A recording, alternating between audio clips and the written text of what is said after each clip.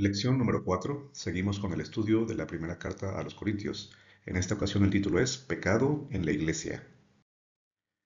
Para tener una idea general de lo que aborda el apóstol Pablo en la sección que estudiamos esta semana, te propongo que tengas en mente el siguiente bosquejo.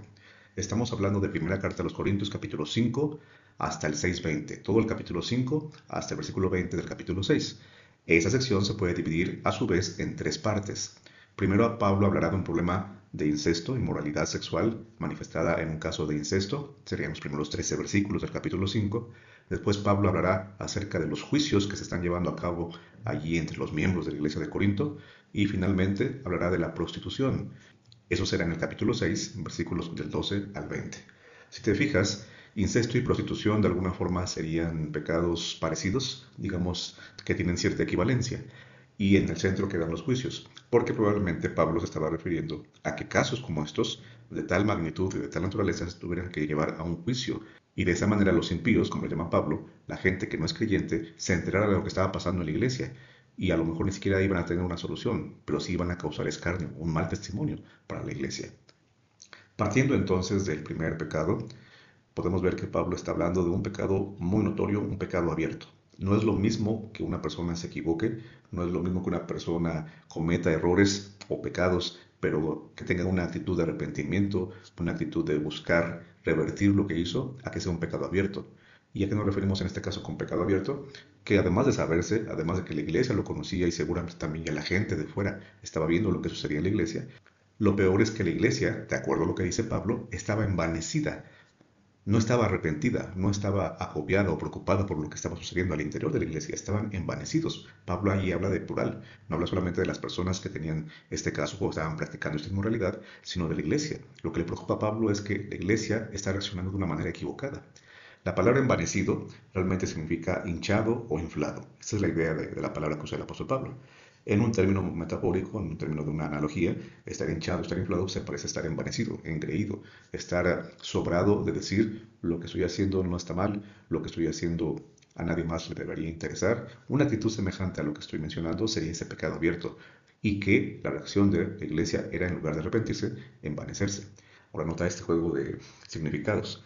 Mientras que los que están pecando y toleran ese pecado están hinchados, están inflados, están entonces yendo en dirección totalmente contraria a lo que sería estar llenos del Espíritu. Recuerda que la palabra Espíritu en el idioma del apóstol Pablo significa aire o viento, algo que puede inflar, precisamente. Entonces, si estuvieran llenos del Espíritu Santo, digamos, inflados del Espíritu Santo, otra cosa sería. Pero ellos están llenos o inflados del pecado, de la porneía, de la inmoralidad. Y eso entonces, por supuesto, no puede seguir así.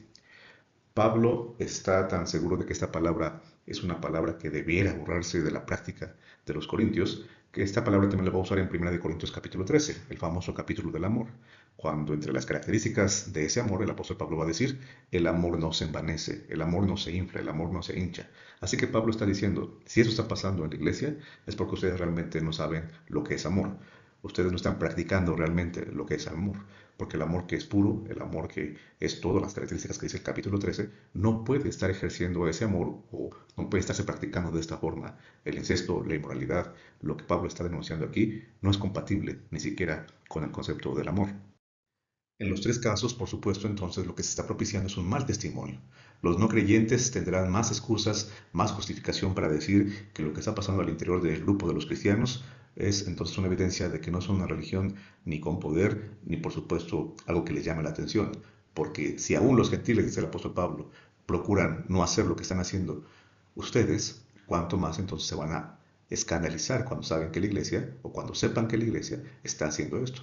Y por supuesto, como lo veíamos en la lección de la semana anterior, esto afecta a la misión. Así que llevamos dos cosas que afectan a la misión. La primera, la que vimos la semana pasada, es la desunión, hacer ese agujero a la red. Puedes revisar el video de la semana anterior para recordar esta ilustración de la red.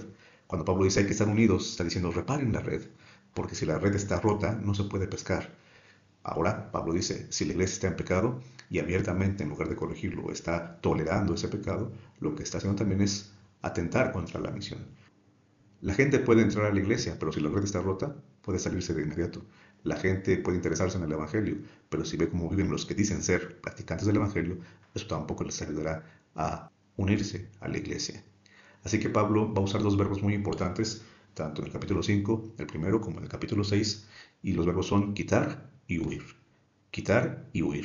Quitar el pecado, hay que quitarlo, hay que actuar, hay que intervenir. Un pecado abierto, un pecado con estas dimensiones se tiene que actuar.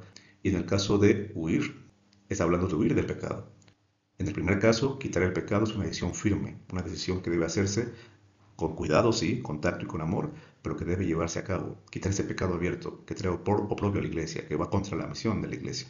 En ocasiones, en otras ocasiones, lo que tendremos que hacer es huir del pecado, porque también el pecado puede ser tan atractivo, puede ser tan envolvente, que lo que necesitamos hacer más que intentar señalar solamente el pecado es huir también del pecado.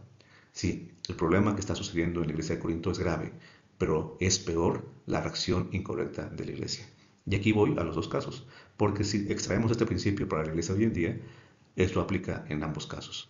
Hay pecado, el pecado es grave, el pecado es abierto, se debe actuar, pero debe hacerse de la forma correcta. En el caso de los corintios, su reacción no solamente fue tolerar, sino incluso enorgullecerse, envanecerse por lo que estaba pasando. Reacción incorrecta. Pero en nuestros días podría ser algo diferente, pero al final de cuentas con malos resultados. Señalar el pecado, señalar que es grave, que es abierto, pero que la reacción sea de una persona que no está siendo movida por el amor ni por redimir al pecador. Recuerda la expresión, Dios aborrece el pecado, pero ama al pecador. El problema es grave, no lo hagamos peor con una reacción equivocada o incorrecta de nosotros como miembros de iglesia. Es una tristeza que los corintios que se jactan de tener conocimiento, como lo expresó el apóstol Pablo en el primer capítulo de su carta, ellos se jactan de tener conocimiento y sabiduría, pero la tristeza es que realmente no viven a la altura de eso. Por lo tanto, no son sabios. Recuerda que ser sabio en la Biblia es tomar decisiones correctas. Y aquí viene a colación el texto de Santiago capítulo 4 que dice, el que sabe hacer lo bueno y no lo hace, ese comete pecado. El pecado no solamente es transgredir los mandamientos, o como vemos aquí, buscar la prostitución o practicar una inmoralidad al grado del incesto.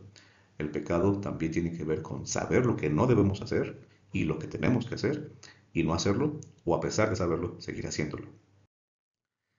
El fin del pecado, porque Pablo no solamente está denunciando lo que debe atenderse en la iglesia, también está hablando a la luz del gran conflicto.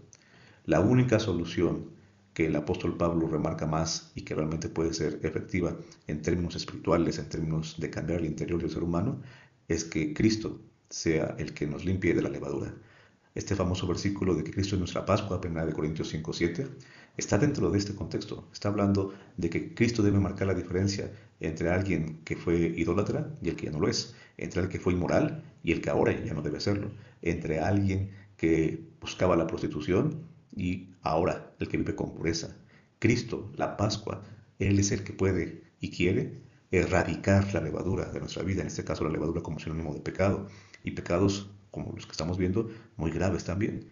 La sangre de Cristo puede limpiar y lavar cualquier pecado. La pregunta es si nosotros comemos todos los días de esa Pascua, que es Cristo. Cristo, nuestra Pascua, Cristo el Cordero sacrificado.